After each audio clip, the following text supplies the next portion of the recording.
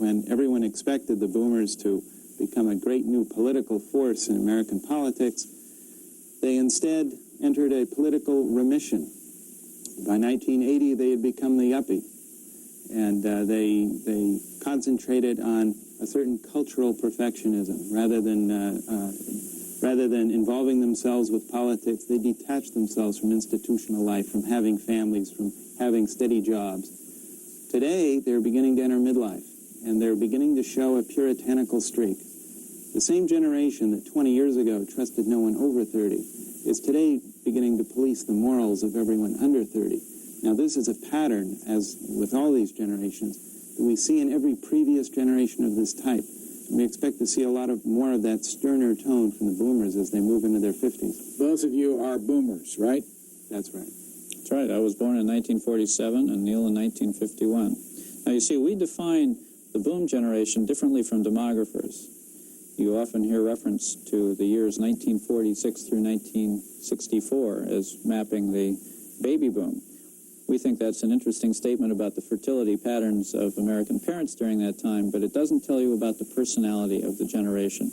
The most important thing to look for in defining a generation is how the members of that generation define themselves.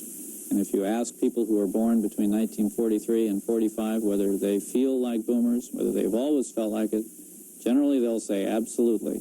Similarly, you ask members of what we call the 13th generation, born from 61 through 64, whether they are boomers, and they say, please, God help me, no. And those, you also refer to them as 13ers? The 13th generation in American history, dating back to Benjamin Franklin. These are the 13th to know the American nation and flag. They also are faced with a real hard luck life cycle reminiscent of what the old lost generation knew.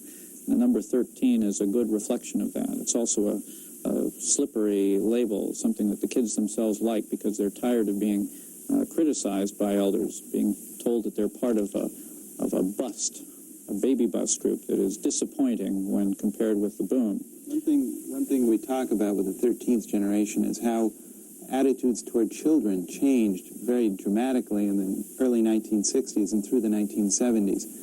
The 13th generation are the first babies people took pills not to have. And as the 1960s went on, we saw a new kind of movie come into national popularity, the Rosemary's Baby, the Exorcist type film, which depicted the child as devil, as bad, mean, and selfish. Many of the 13ers today in their late 20s remember that period, and their sense of identity, their sense of self, has in some ways been permanently shaped by that.